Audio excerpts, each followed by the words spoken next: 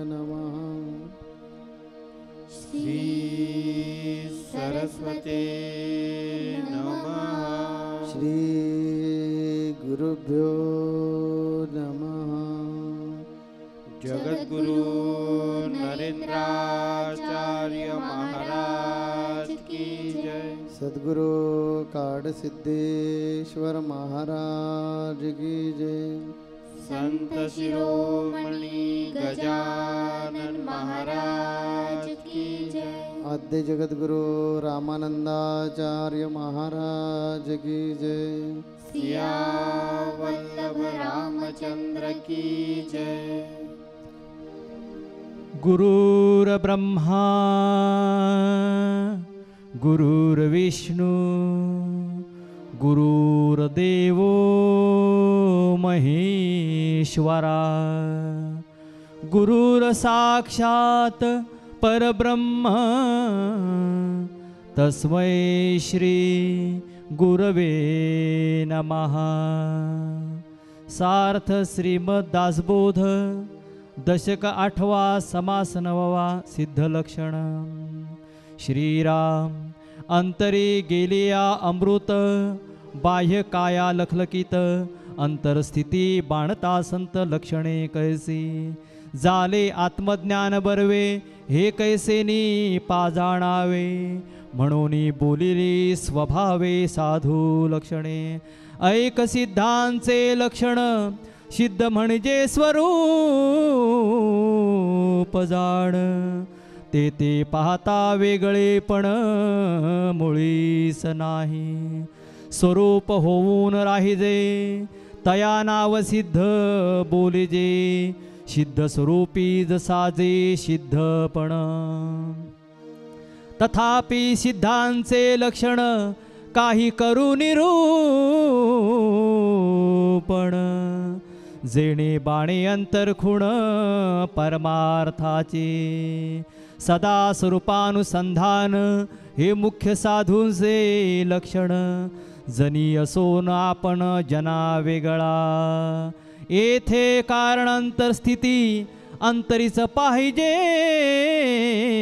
निवृत्ती अंतर लागले भगवंती तोची साधू पुंडलिक वरदे।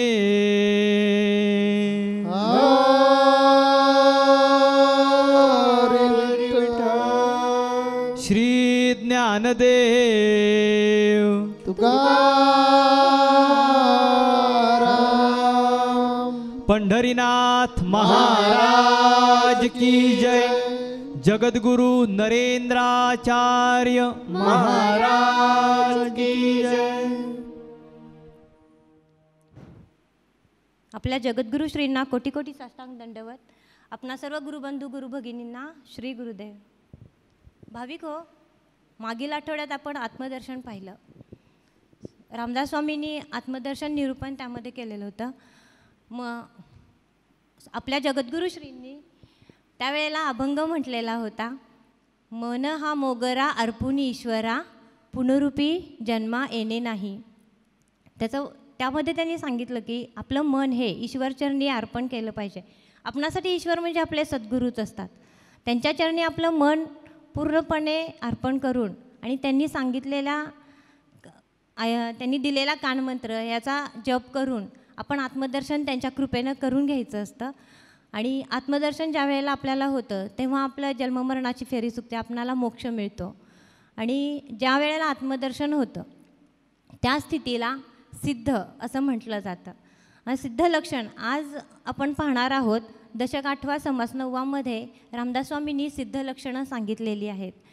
या समासामध्ये रामदास स्वामींनी वर्णन केलेलं आहे, स्वरूप होऊन राहिजे तया नाव सिद्ध बोलुजे सिद्ध स्वरूपा माझी सिद्ध स्वरूपीचं साधे सिद्धपणा। म्हणजे काय तर आत्मस्वरूपामध्ये आत्मस्वरूपाचे सतत ध्यान चिंतन केल्याने आत्मस्वरूपानेच मन आपलं आत बाहेर भरून जातं आणि साधक हा स्वस्वरूपाकारच बनून जातो। याच अवस्थेला सिद्ध असे म्हटले जातं। आणि पाठीमागे रामदास स्वामींनी सांगितलेलं होतं बद्ध मुमुक्षु साधक सिद्ध हे जेव्हा वर्णन केलं होतं तेव्हा सिद्धाची प्रमुख 3 लक्षणं रामदास स्वामींनी सांगितली होती। संशयरहित असे निश्चयात्मक ज्ञान, वासनारहित मन आणि निर्भय होऊन स्वानंदी जगणे ही सिद्धांची लक्षणं सांगितलेली. आज रामदास स्वामींनी आणखी काही लक्षणं या समासामध्ये सांगितलेली आहेत. ते म्हणतात की स्वस्वरूपामध्ये नेहमी दंग राहणार अशांनाच सिद्ध असे म्हटले जाते. तर आपल्या जगद्गुरुश्रींनी सुद्धा त्यांच्या अभंगामध्ये सांगितलेलं आहे, आम्ही नाथ संप्रदायी स्वस्वरूपाहून आम्हा धर्म नाही. म्हणजे काय, तर स्वस्वरूपाची ओळख करून घेणे. चराचरामध्ये जो परमेश्वर आहे, जे चैतन्य आहे, तो मीच आहे, किंबहुना मीच परमेश्वर आहे, याची ओळख करून घेणे म्हणजे स्वस्वरूपाची ओळख करून घेणे.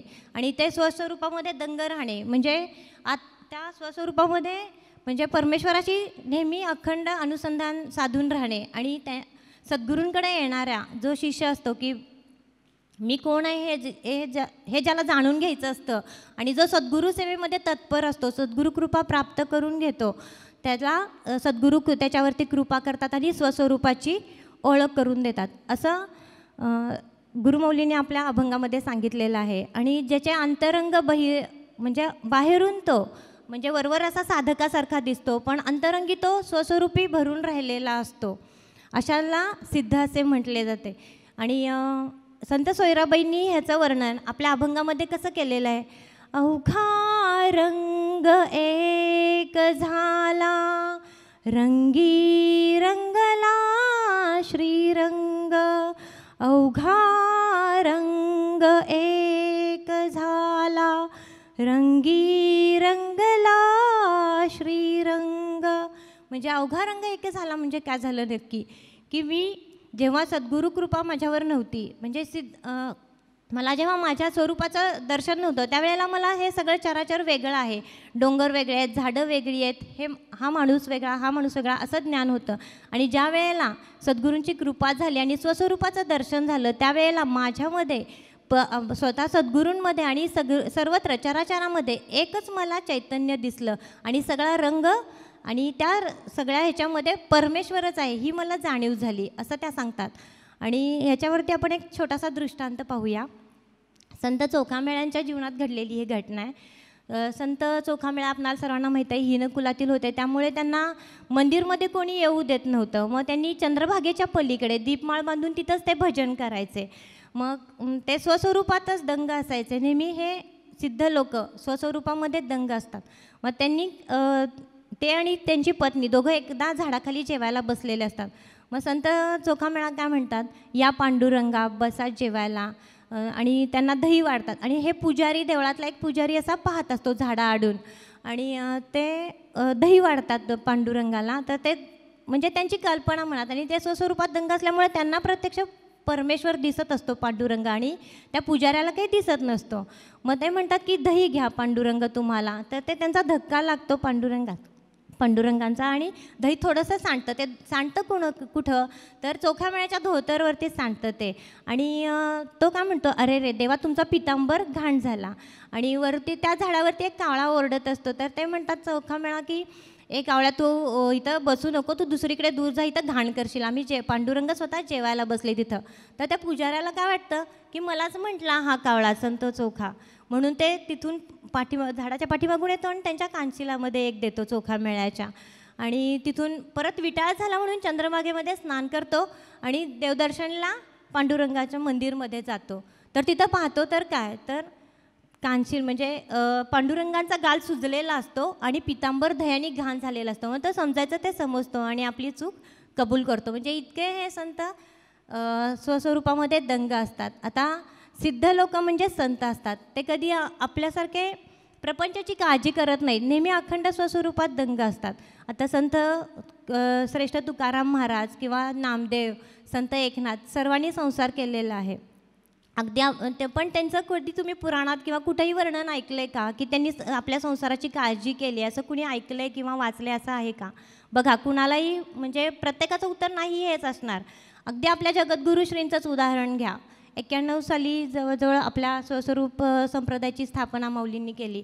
तेव्हापासून त्यांच्या सानिध्यात असणाऱ्या लोकांना विचारा किंवा त्यांचं चरित्र आहे ग्रंथपुष्प आत्मानंदाच्या शोधात, त्यामध्ये तुम्ही वाचा. कुठंही त्यांनी स्वतःच्या संसाराची काळजी अशी केलेली नाही आहे. उलट त्यांना लोक म्हणजे घरची आणि बाहेरची की तुम्ही खूप साधना वगैरे करतात, देवदेव करता असं म्हणून त्यांनी त्या लोकांचा साठी थोडासा संसार केला आणि जेव्हा दादाश्रींचा जन्म झाला तेव्हा त्यातून ते विरक्त झाले.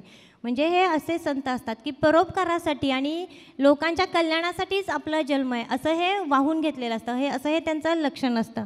आणि जरी ते आपल्यामध्ये असले, म्हणजे आपण सर्व बद्धच लोक आहोत, आपल्यामध्ये जरी ते हजारोंच्या बद्ध लोकांच्या गाराड्यात असले तरी ते अखंड स्वस्वरूपात दंग असतात. म्हणजे कसं, तुम्ही पाण्यामध्ये दूध टाकून बघा तर ते पूर्ण पाण्याशी असं एकरूपच होऊन जातं. आणि ज्या वेळेला त्याच दुधावर जर तुम्ही प्रक्रिया केली आणि त्यातून जर लोणी काढलं तर बघा ते पाण्यावर तरंगतं. त्याप्रमाणे हे सिद्ध लोक असतात की पूर्णपणे आपल्यामध्ये किती पण हजारोंचा गराडा पडू दे बद्धांचा, पण ते संसारात कसे असे आपल्यासारखे बद्ध होत नाहीत.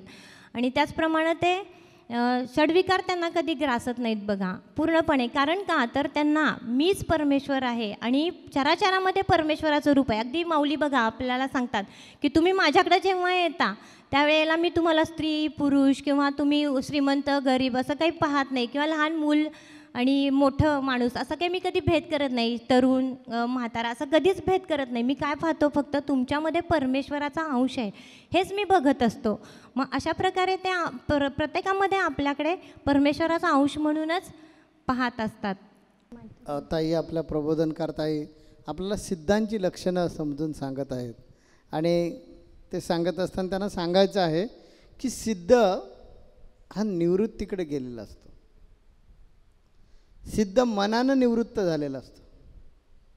आपण काय करतो, सिद्धासारखं कधी कधी पोशाख चढवतो. शिवाजी महाराजांची भूमिका करणारा जो आहे त्याला शिवाजी तात्पुरतं पात्र नटवता येतं, पण प्रत्यक्ष शिवाजी होता येत नाही. तसा हा प्रकार आहे की सिद्ध हा दिखाऊपणा नाही आहे.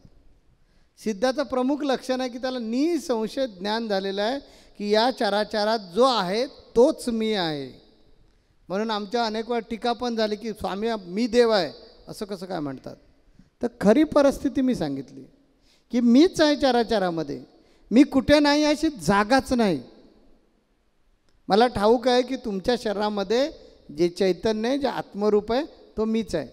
आणि त्यामुळे तुम्हाला जरी वाटत असलं अरे स्वामींना कळतं कसं, काही कठीण नाही आहे, मी तिथेच आहे, मी सगळीकडेच आहे, म्हणून मी तुम्हाला उठवतो. माझं नाव सांगितल्यानंतर, हे नाव तुम्हाला सांगितल्यानंतर तुम्हाला कौतुक वाटतं, स्वामींचं नाव सांगितलं तर त्या सापामध्ये जे असणारं चैतन्य की आत्मतत्व जे आहे ते मीच आहे याबद्दल आम्हाला निसंशय ज्ञान आहे. आणि म्हणून आम्ही कधी तुम्हाला डगमगताना घाबरलेलो आहोत, फार मोठं कुठल्या तरी टेन्शनमध्ये आहोत अशा पद्धतीने कधीच दिसणार नाही. कधीही पाहिलं तरी हसमुख दिसणार तुम्हाला. कधीही कुठल्याही प्रकारचं टेन्शन आम्हाला येत नसतं, कारण माहिती आहे मला की ही सृष्टी मीच चालवतो आहे. आता मला राहायचं आहे बद्ध जीवांच्यामध्ये आणि त्यामुळे बद्ध जीवांसारखं वागावं लागतं. वेड्याच्या हॉस्पिटलमध्ये जो ट्रीटमेंट करणारा डॉक्टर असतो त्याला बऱ्याच वेळा वेड्यासारखं वागावं लागतं. का तर माझ्यासमोर जे आहे ते वेडे आहेत आणि मग ते वेडे जर आहेत तर त्या वेड्यांना मी समंजसपणानं वागलो तर चालणार नाही. तो थुंकला अंगावर तर मारून चालणार नाही, तो वेडाच आहे. तो रागावला त्याच्या रागून चालणार, तो वेडाच आहे. तशी सिद्धाची अवस्था असते. तो जरी प्रपंचात वागत असला तरी सदा ब्रह्मी जाना निमग्न. तो प्रपंचात वागत असला तरी त्याला माहिती असतं हा देहाचा रोल आहे, देहाचं एक कर्तव्य आहे, ते करायचं, त्यात अडकून नाही पडायचं. मागे एकदा मी गोष्ट सांगितली होती ती परत तुम्हाला मी एकदा सांगेन. एक महाराज आणि एक त्यांचे शिष्य कुठेतरी चाललेले असतात दुसऱ्या गावाला आणि जात असताना मध्ये त्यांना एक नदी लागते. पावसाचे दिवस चालू असतात, नदीला भयंकर पाणी आलेलं असतं, पूर्ण असतो पण नदीला पाण्याची पातळी वाढलेली असते आणि चांगलं अगदी छातीपर्यंत पाणी होईल असं पाणी असतं. आणि पूर्वी असे पूल वगैरे किंवा ब्रिज वगैरे नसायचे, त्या नदी पार करूनच जावं लागायचं.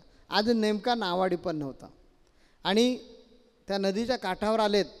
मला वाटतं नेहमीचा सराव असणार लोकांना इकडून तिकडे जायचा, म्हणून भरपूर लोक तिथे येऊन थांबले होते दुसऱ्या गावात जाण्यासाठी. नावाड्याची वाट पाहिली, नावाडी नाही, तर एक 15-20 पुरुष आणि एक 15-20 महिला अशा तिथे येऊन थांबलेल्या होत्या. आता काय करायचं, नावाडी येत नाही, त्यामुळे असं ठरलं एकमेकांचा हात धरून पुढे पुढे पुढे पुढे जायचं. एक मुलगी होती कॉलेज कुमारिका, अतिशय तरुण, अतिशय दिसायला सुंदर, तरुण वयामध्ये आलेली. तिने विचार केला की आपल्याला काय हे काय जमणार नाही, म्हणून तिने सगळ्या पुरुषांकडे बघितलं आणि ती त्या महाराजांजवळ आली आणि ती म्हणाली, महाराज मला उचलून घेता का प्लीज, मला जमणार ना, मला भीती वाटते फार. महाराज म्हणाले ठीक आहे मुली, काय हरकत नाही. महाराज खाली बसले, ती मुलगी त्यांच्या खांद्यावर बसली. महाराजांनी तिला खांद्यावर घेतली अशी आणि महाराज जायला लागले आतमध्ये. बाकीचे लोक पण नदीमध्ये गेले आणि असे पुढे पुढे पुढे पुढे काठाला जाऊन पोहोचले. महाराजांनी तिला खांद्यावर ज्यावेळी घेतली तर शिष्याच्या मनामध्ये शंका निर्माण झाली, हे महाराज आहेत, तरुण पोरगी खांद्यावर बसवली, बघितलं असं काहीतरी मनामध्ये त्याच्या विकल्प आला. काठावर महाराज जाऊन पोचले सगळ्या लोकांबरोबर. त्याबरोबर त्या मुलीला ते खाली बसलं, म्हटलं मुली उतर. मुलगी उतरली, टुनकन उतरली खाली आणि ती निघून गेली. ती कुठली होती महाराजांनी विचारलं नाही, तिचं वय काय विचारलं नाही, तिचं नाव काय विचारलं नाही. माझ्याकडे आलेल्या कोणाला मी विचारतो का कधी, हे बाबा तुझं नाव काय, कोण आहेस तू, कलेक्टर आहेस का, शिव आहेस का, आमदार आहेस का, खासदार आहेस का, पैसेवाला आहेस का, हे कधी विचारतो का, स्त्री आहेस का पुरुष आहेस, हे कधी विचारतो का आम्ही. तसं महाराजांनी विचारलं नाही. महाराजांनी तिला खांद्यावर उतरली आणि महाराजांना जिकडे जायचं होतं त्या मार्गाने ते चालायला लागले. शिष्य पाठीमागे. शिष्य चाललाय चाललाय चाललाय, पण त्यात तंद्रीतच. सुंदर होती हां, फार सुंदर होती मुलगी, माझ्या खांद्यावर बसली असती तर. आणि ह्या विचारामध्ये तो ठेचाळला आणि खाली पडला. खाली पडला, जोरात धपकान आवाज आल्यावर महाराजांनी पाठीमागे बघितलं. पाठीमागे बघितलं तर त्यांच्या लक्षात आलं की अरे हा शिष्य पडला म्हणून. महाराज आला आणि त्यांना हात दिला, उचलला, त्याला उठवलं आणि म्हणाले, अरे बाबा ती मुलगी मी मगाच काठावर सोडून दिली, तू तिला कशाला खांद्यावरून घेऊन फिरवतोस. याला म्हणतात निवृत्ती. शिष्याच्या मनामध्ये प्रवृत्ती राहिली, त्यामुळे तिचा सुंदरपणा, ते सौंदर्य, स्त्री लंपटपणा हे डोक्यात त्याच्या विचार आले. महाराजांच्या मनात हा काहीच नाही विषय, कारण महाराज एक त्याला देह म्हणजे यंत्र समजून, आपलं काम आहे, आपण पुरुष आहोत, आपलं काम आहे स्त्रियांना मदत करणं, त्याप्रमाणे मदत केली, तिला खांद्यावरून सोडून दिली. ती कुठली आहे, काय आहे, आपल्याला काय करायचे, आपलं काम केलं, निघून गेलो. याला म्हणतात निवृत्ती.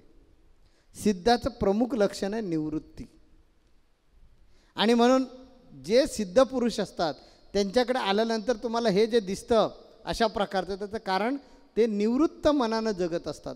म्हणून तर सांगितलं ना, आम्ही नाथ संप्रदायी, स्वस्वरूपाहून आम्हा धर्म नाही. त्यामुळे तुम्ही कितीही गरीब असा, कितीही श्रीमंत असा, तुम्ही स्त्री असा नाही तर पुरुष असा, आमच्या वर्तनात काहीही फरक पडणार नाही. कारण आम्हाला तुमच्याकडून काहीच नको आहे. आम्हाला ठाऊक आहे की हे काय देणार, ह्यांच्याकडे आहे काय, पैसे. पैसे म्हणजे काय, कागदच ना, ते कागदच ना, ते नको, त्याच्या बाहेर आलं पाहिजे.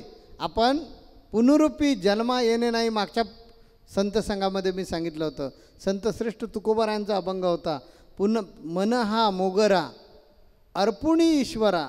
आम्ही काय केलं साधू संतांनी, आमचं मन मोगऱ्याच्या फुलासारखं समजून ते परमेश्वराला अर्पण केलं. का, पुनरुपी जन्मा येणे नाही, पुनरुपी संसारा येणे नाही. बस मागच्या जन्मी जे काय कर्म केलं होतं त्या कर्माप्रमाणे जो संसार मिळाला, ती जबाबदारी झिडकारणार नाही. दिलेली आहे परमेश्वराने जबाबदारी, ती पार पाडणार. परंतु ती पार पाडत असताना हा माझा मुलगा, ही माझी बायको, हे माझं घर, अशी आसक्ती नसते. कारण आम्हाला ठाऊक आहे सगळ्यांमध्ये मीच आहे. हे सगळं त्या परमेश्वराचंच कौतुक आहे आणि तो परमेश्वर दुसरा कुठे नाही आहे, माझ्यातच आहे.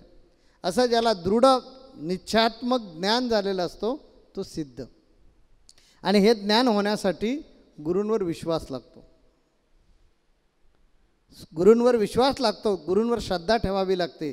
आणि गुरूंवर ज्यावेळी आपण श्रद्धा ठेवतो त्यावेळी मग गुरु हा आपल्यामध्ये विश्वास निर्माण करतात. कारण तो त्याने अनुभवलेला असतो, ते अनुभवत असतात, ते जगत असतात. आणि तोच विश्वास तुमच्यामध्ये येण्यासाठी गुरूंवर जर आपण विश्वास ठेवला तर आपल्या ह्या भावना दृढ होतात आणि मग आपल्यामध्ये सिद्धपणा येतो. ते ताईंना सांगायचं. थोडं क्लिष्ट विषय आहे तो, आणि त्यामुळे त्या सांगत असताना आपल्याला वाटतं आहे की कुठल्या तरी सिद्धाला बाजूला ठेवलं आणि त्या इकडून लांबून कुठून तरी सांगतायत असं वाटतं आहे आपल्याला, कारण त्यांनी तो अनुभवलेला नाही. पण मला खात्री आहे त्यांनी जर अशाच प्रकारे दृढ निश्चय ठेवला तर त्यांनाही काही कठीण नाही आहे. ते माझं काम आहे त्यांना या अवस्थेला आणून पोचवणं, ही माझी कामगिरी आहे, ही माझी जबाबदारी आहे. म्हणून आता त्यांच्याकडून पुढे आपण ऐकूया की हा जो सिद्ध आहे ह्या सिद्धाबद्दल त्या काय काय सांगतात. त्या माऊलींनी सांगितलं की गुरूंवर विश्वास ठेवला तर तुम्ही सिद्धपणाला पोचू शकता. तर सिद्धाचं दुसरं लक्षण रामदास स्वामींनी आणखी सांगितलेलं आहे की सिद्ध हे देहाने चंचल असतात, परंतु अंतरंगामध्ये ते निश्चल असतात. मन त्यांचं एकदम खंबीर असतं. कितीही बाहेर कोणतीही म्हणजे आपत्ती येऊ दे, काही कुठलीही घटना घडू दे, पण चांगली वाईट, पण त्या अंतरंगामध्ये मात्र निश्चल असतात. आणि प्रत्येकाला ते परमेश्वर स्वरूप आहे, तुम्ही परमेश्वर स्वरूप आहात हे जाणून देण्याचाच आपल्या प्रत्येक गोष्टीतून ते प्रयत्न करत असतात. ज्याप्रमाणे ते तिळामध्ये तेल असतं बघा, किंवा दुधामध्ये लोणी असतं, प्रवाहामध्ये पाणी असतं, जे सगळीकडे व्यापून राहिलेलं असतं, त्याप्रमाणे परमात्मा हा प्रत्येक प्राणी मात्रामध्ये आत्मस्वरूपात आहे ह्याचं त्यांना ओतप्रोत ज्ञान असतं. त्यामुळे ते कुणालाही असं कमी लेखत नाहीत किंवा षडविकार त्यांना कुठले ग्रासत नाहीत. प्रत्येकामध्ये मीच आहे हे त्यांना ज्ञान असल्यामुळं हे सगळं जे घडतं आहे विश्वामध्ये ते माझ्याच इच्छेनं घडते हे त्यांना माहीत असतं. आपण कुठलीही एखादी गोष्ट आपल्या मनासारखी नाही घडली की आपला मीपणा जागा होतो, आपण म्हणतो रागावतो किंवा आपल्याला निराश होतो आपण. तसं त्या सिद्धांचं लक्षण नसतं, ते पूर्णपणे त्यापासून अलिप्तच असतात. अगदी आपण कुठल्या गोष्ट, आता जगद्गुरू संत तुकारामांचं उदाहरण आपल्याला सगळ्यांना माहितीच आहे की त्यांच्या पाठीमध्ये एकदा त्यांच्या बायकोनं ऊस मारला आणि त्याचे 2 तुकडे केले. तर ते म्हणतात बरं झालं, आपल्या 2 मुलांना समान वाटणी झाली. म्हणजे इतके ते रागावत, कुठलाच म्हणजे त्यांना विकार ग्रासत नाही, नियंत्रण असतं. काम, क्रोध, मदमोह, माया, मत्सर या षडविकारांवर त्यांचं नियंत्रण असतं. आता जगद्गुरू श्रीसुद्धा बघा, आपल्या हातून एखादी चूक झाली तर ते कधी आपल्याला कुणाला रागावलेले दिसतात का? नाही. तुमच्याकडून जी काही चूक झाली आहे ती त्यापासून तुझा काय तोटा होणार आहे हे आपल्याला समजून सांगून आपल्याला त्यातून ते बाहेर काढत असतात. म्हणजे प्रत्येकाला हा अनुभव प्रत्येकानंच घेतलेला आहे. आता आणखी तसं पाहायचं झालं तर प्रत्येकाला हे तू आत्मस्वरूप म्हणजे तुझ्यामध्ये आत्मस्वरूप आहे, परमेश्वरच आहे हे दाखवून देत असतात ते. आणि मी म्हणजे सगळीकडेच ते भरलेलं आहे परमेश्वरी रूप हे प्रत्येकाला ते जाणवून देत असतात. एक छोटासा गजानन महाराजांच्या जीवनातील आपण प्रसंग पाहूया, मग आपल्या लक्षात येईल. गजानन महाराज हे अवतारी पुरुष पण होते, सिद्ध लक्षणही होतं त्यांच्याकडे, हे आपल्या सगळ्यांना माहीतच आहे. तर त्यांचे एकदम म्हणजे खूप चांगले असे भक्त होते, डॉक्टर भाऊ कवर म्हणून होते. तर ते भाऊ कवर जिथे डॉक्टर होते ज्या हॉस्पिटलमध्ये, तिथे त्यावेळेला इंग्रजांचा काळ होता, तिथे सिव्हिल अधिकारी हे म्हणजे इंग्रजच असायचा सर्जन तिथला. तर तो त्यांचा मित्रच होता. तर त्यांना हे भाऊ कवर इतके हुशार उमदे, पण त्यांनी आपलं हे आयुष्य असं वाया घालवू नये, एखाद्या दिगंबर अवलियाच्या नादी लागून वाया घालू नये. म्हणजे त्यांनी गजानन महाराजांचा फोटो पाहिलेला असतो, तर ते अवलियाच्या अशा नादी लागून वाया घालू नये असं त्यांचं मत असतं. पण भाऊ कवरांची इतकी निस्सीम श्रद्धा असते, त्यांनी कितीही सूचना केल्या तर ते त्याच्याकडे लक्ष देत नाही, त्यांची आपल्या गुरूंवर पूर्ण निष्ठा असते. तर त्यावेळेला एकदम त्या सर्जनला वाटतं हा इतकी भक्ती करतोय आपला मित्र, तर एकदा आपण त्यांचं दर्शन घेऊन येऊया त्या अवलियाचं. तर ते म्हणतात मी तुझ्याबरोबर वारीला येतो शेगावला. मग ते त्यावेळेला जातात, अगदी सकाळी सकाळी पोचतात. माता मंदिर आहे तिथं, एक पत्र्याची खोली होती, गजानन महाराज तिथं बसलेले होते पाठमोरे, अगदी 2-250 फूट लांब होते. तर हे त्यावेळेला तिथं जातात. तर ते भाऊ कवर म्हणतात, इंग्लिशमध्ये ते त्याला सांगतात की ओव्हर सिअर ही इज माय गुरु असं सांगतात. तर ते म्हणतात ओ ही appears is a mad man, म्हणजे ते इंग्रजी शैलीमध्ये म्हणतात, ते सिव्हिल सर्जन असतात ते. आणि मग ते म्हणतात नाही नाही ते माझे गुरु आहेत, ही इज अवर गॉड, म्हणजे माझे ते देवच आहेत असं म्हणतात. एवढा त्यांचा 2-3 वाक्याचा संवाद होतोय ना, होतोय तोच. गजानन महाराज हे सच्चिदानंद स्वरूप होते, ते एक क्षणात अगदी 2 ते 3 मिनिटातच ते 2-250 फुटावरून तिथपर्यंत येतात. आणि त्याला त्याच्या शैलीत, इंग्रज जो सर्जन असतो सिव्हिल सर्जन, त्याच्या शैलीत उत्तर देतात. युअर फादर इज मॅडमॅन म्हणतात. तो इतका म्हणजे इतका चक्रावून जातो आणि गळून असा खालीच बसतो पटकन. त्याला इतकं म्हणजे कळायचं बंद होतं की 200-250 फुटावरती ते बसलेले दिगंबर अवस्थेमध्ये आणि तिथून ते आले पण 2 मिनिटात अगदी. आणि माझा त्यांना आवाज ऐकूच कसा गेला आणि त्यांनी माझ्या शैलीत मला कसं उत्तर दिलं, इंग्रजी भाषा त्यांना आलीच कशी, असं म्हणजे ते इतकं चक्रावून जातात. त्यावेळेला गजानन महाराज म्हणतात की जो म्हणजे सर्वांना ज्ञान आहे, या परमेश्वरानंच ही सृष्टी निर्माण केली आहे आणि तो माझ्यामध्ये, मीच परमेश्वर आहे, मग मला काय या भाषांचं ज्ञान नसणार, असं ते म्हणतात. आणि मग त्याला ते कळतं की काय स्वरूप आहे हे. खरंच सिद्ध लोक म्हणजे परमेश्वरच असतात.